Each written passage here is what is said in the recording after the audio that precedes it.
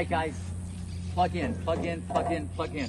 All right, I want to talk a little bit about the net and the volley.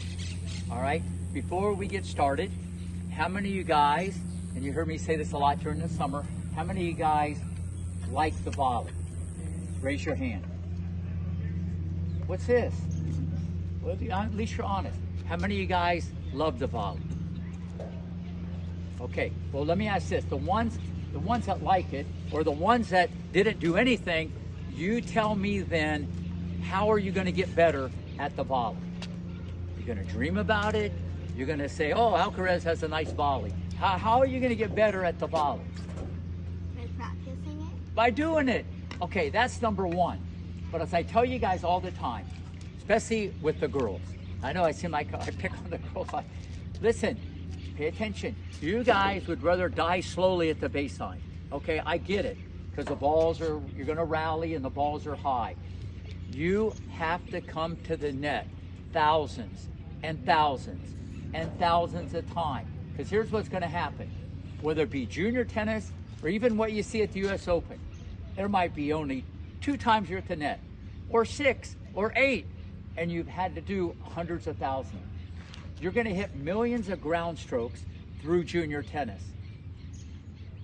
You can have the coach feed you the ball, your dad feeds you the ball, your cat, your dog, it doesn't matter, your turtle, hamster, whatever you got, feed you the ball. It doesn't matter. That's a technical thing, which I'll talk about in a minute. You have to come to the net and get past. I know you're going past. You have to come to the net and hit it in the bottom of the net. You got to come to the net and hit it out. Why would that be good? Anybody? Because you're practicing. Huh? Because You're learning. Listen, the number one problem in life, people don't try. They don't try. You have to try. You have to try everything. But at the net, especially, because you got little arms, little legs, and you got a little brain, okay? And you'd rather keep it going back and forth. I get it. I don't mean you run to the net from the parking lot. I'm not saying that.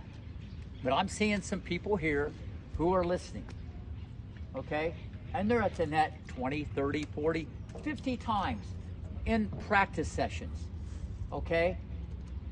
And the day will come and you'll see these people and other people that maybe commentate, she has great volleys. She's not afraid to come to the net. But you know what? That's way down the road tomorrow. And it's because of all those yesterdays. All your yesterdays will make tomorrow. You have to come to the net. Little Sia, I didn't see you at the net hardly at all.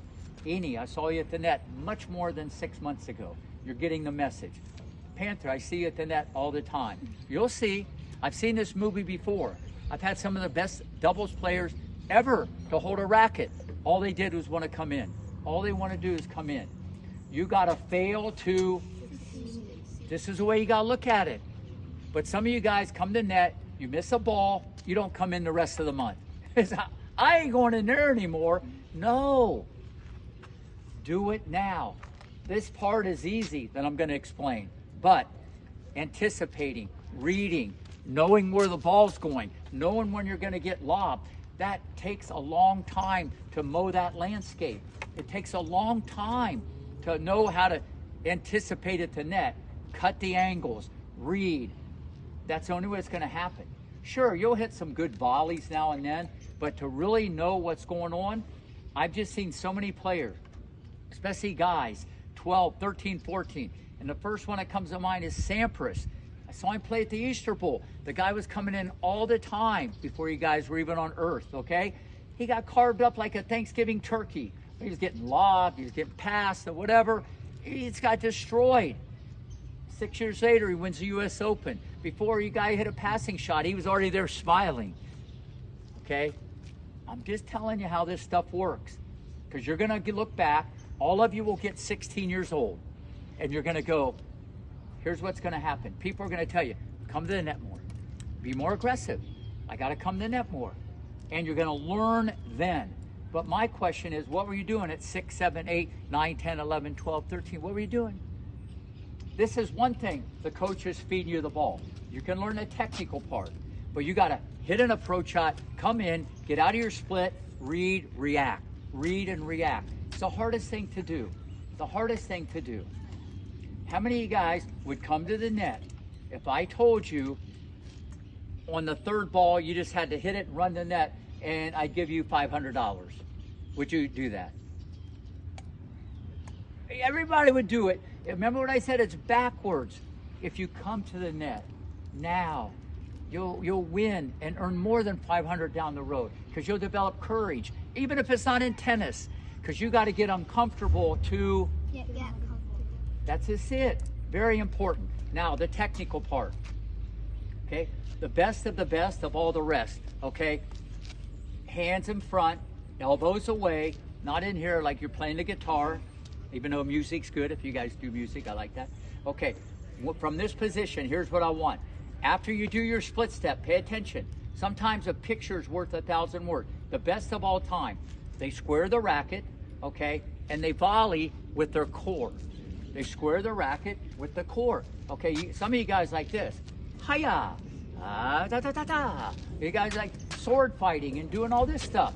Here, it's like a block with a follow through. A block with a follow through. 3, bang! All right, guys, good work today.